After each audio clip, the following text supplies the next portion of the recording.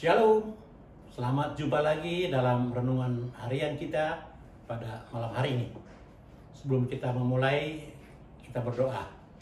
Segala puji dan syukur ya Allah Bapa untuk kasih karunia dan belas kasih Tuhan bagi kami hingga saat ini. Tuhan, mohon urapan dari sorga sehingga hamba boleh menyampaikan maksud dan kehendak Tuhan yang Tuhan ingin sampaikan kepada para pendengar saat ini ya Tuhan. Dalam nama Yesus kami mohon urapan dari sorga. Amin.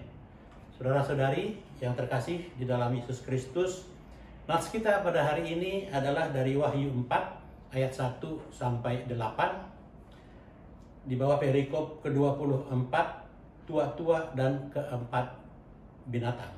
Beginilah bunyinya. Kemudian daripada itu aku melihat sesungguhnya sebuah pintu terbuka di sorga, dan suara yang dahulu telah kudengar berkata kepadaku seperti bunyi sangkakala. Katanya, naiklah kemari, dan aku akan menunjukkan kepadamu apa yang harus terjadi sesudah ini. Segera aku dikuasai oleh Roh, dan lihatlah sebuah tahta terdiri di sorga, dan di tahta itu duduk seorang. Dan dia yang duduk di tahta itu nampaknya bagaikan permata yaspis dan permata sardis, dan suatu pelangi melingkungi tahta itu, gilang gemilap bagaikan zamrud rupanya. Dan sekeliling tahta itu ada 24 tahta, dan di tahta itu duduk 24 tua-tua yang memakai pakaian putih dan mahkota emas di kepala mereka. Dan dari tahta itu keluar kilat dan bunyi guruh yang menderu, dan 7 obor menyala-nyala di hadapan tahta itu. Itulah ketujuh roh Allah. Dan di hadapan tahta itu ada lautan kaca bagaikan kristal. Di tengah-tengah tahta itu dan di sekelilingnya ada 4 makhluk penuh dengan mata di sebelah muka dan di sebelah belakang. Adapun makhluk yang pertama sama seperti singa, dan makhluk yang kedua sama seperti anak lembu, dan makhluk yang ketiga mempunyai muka seperti muka manusia, dan makhluk yang keempat sama seperti burung nasat yang sedang terbang. Dan keempat makhluk itu masing-masing bersayap 6 sekelilingnya, dan di sebelah dalamnya penuh dengan mata. Dan dengan tidak berhenti-hentinya mereka berseru siang dan malam, Kudus, kudus, kuduslah Tuhan Allah yang Maha Kuasa, yang sudah ada dan yang ada dan yang akan datang. Amin. Saudara-saudari, saya akan membawakan renungan kita pada malam hari ini dengan judul supaya mendekat kepada Kristus.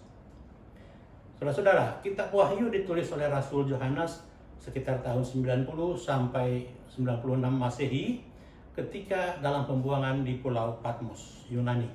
Mengapa Rasul Yohanes dibuang ke Pulau Patmos? Karena pada saat itu Raja Romawi, yakni Domitianus, memproklamirkan dirinya sebagai Tuhan. Dan semua umat, termasuk umat Kristen, harus menyembah dia, Kaisar Domitianus, sebagai Tuhan. Tentu saja, orang-orang percaya dan gereja pada saat itu, termasuk Rasul Yohanes, menolak untuk menyembah. Karena itu, masa-masa itu adalah masa-masa penuh aniaya terhadap orang Kristen. Dan Rasul Yohanes yang giat memberitakan firman Allah, pada saat itu ditangkap dan dibuang ke Pulau Patmos. Nah, ketika di Pulau Patmos inilah Allah berbicara langsung kepada Yohanes, dan Yohanes menerima pewahyuan dari Allah Bapa yang diawali dengan nubuat tentang 7 jemaat di Asia Kecil, yang apabila mereka menang setia, maka tersedia berbagai kemenangan-kemenangan yang dijanjikan oleh Allah. Yang kemudian yang kedua adalah dilanjutkan dengan pengungkapan tentang keberadaan umat percaya di sorga. Jadi dalam nats Wahyu 4:1 sampai 8 ini, Rasul Yohanes menuliskan bagaimana ketika ia dikuasai oleh Roh Allah, ia melihat seorang yang dikenalnya, yang suaranya dikenalnya, yakni Kristus, duduk di tahta kudus, dan di sekelilingnya ada 24 tahta yang masing-masing duduk tua-tua berpakaian putih bermahkota emas. Di hadapan tahta itu ada 7 roh Allah, dan di tengah-tengah ada 4 makhluk bersayap 6 yang penuh dengan mata yang memuji Tuhan siang dan malam. Saudara-saudara, penglihatan ini merupakan pesan Kristus supaya umatnya percaya bahwa Kristus bertahta di sorga. Dan 24 tahta yang ada di sekelilingnya adalah orang-orang yang setia beriman kepada Kristus semenjak zaman Israel hingga zaman gereja yang ada di sekeliling Kristus. Nats ini, pengungkapan ini ditafsirkan oleh para bapak-bapak gereja bahwa Kristus ingin memberikan pesan kepada umatnya bahwa dimanapun Kristus berada, Kristus ingin supaya umat percayanya ada di sana. Jadi intinya adalah bahwa umat Kristen, umat percaya pada masa sekarang supaya ada memikirkan mengenai kehidupan kekal kelak di sorga. Dan untuk mencapai itu, Kristus berpesan supaya mendekatlah kepada Kristus, supaya ada di sekeliling Kristus.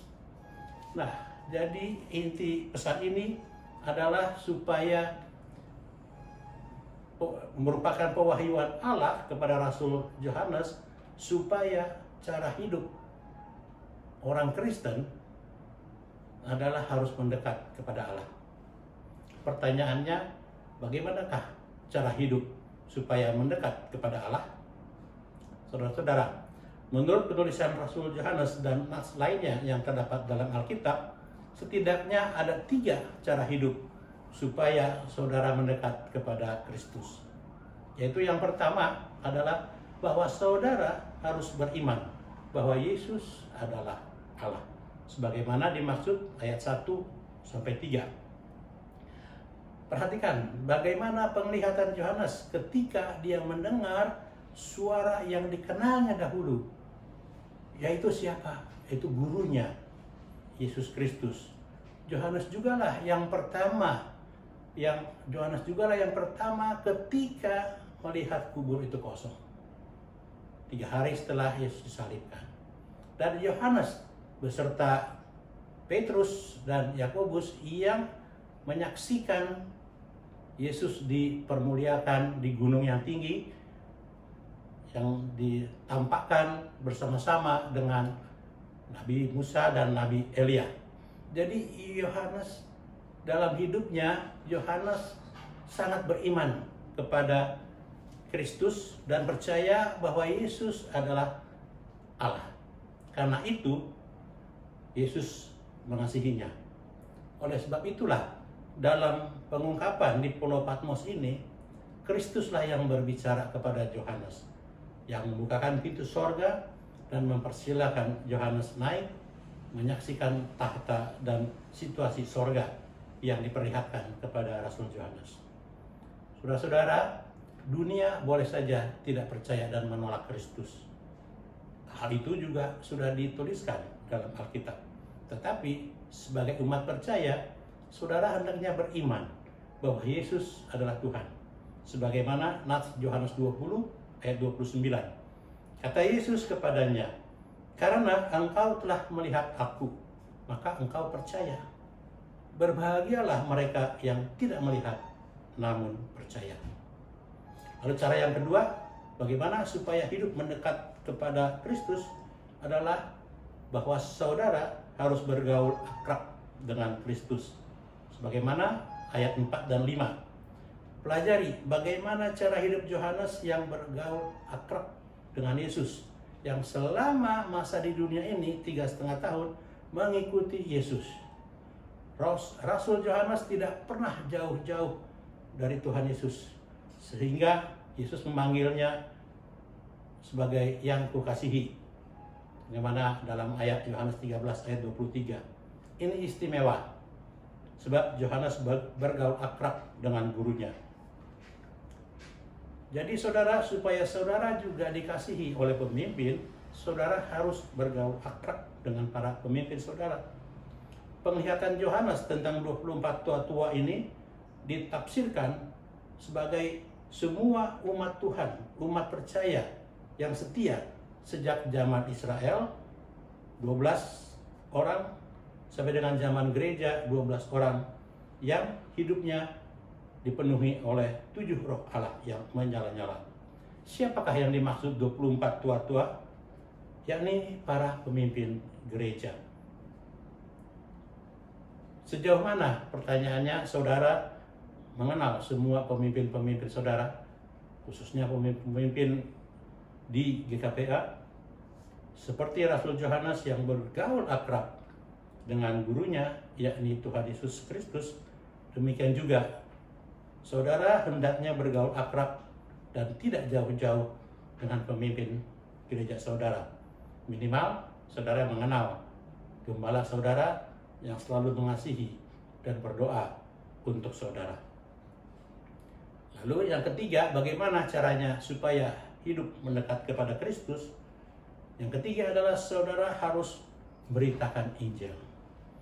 Sebagaimana ayat 6 dan 8. Dalam penglihatan Nabi Daniel pasal 7 dan Yeskiel 1 ayat 5 sampai 11, gambaran 4 makhluk sebagai lambang 4 penulis kitab Injil, yakni Matius dalam rupa manusia yang menyiratkan mengenai kebijaksanaan, Markus dalam rupa singa yang menyiratkan mengenai kekuasaan, Lukas dalam rupa anak lembu yang menyiratkan mengenai kekuatan, dan Yohanes dalam rupa burung elang yang menyiratkan ketangkasan.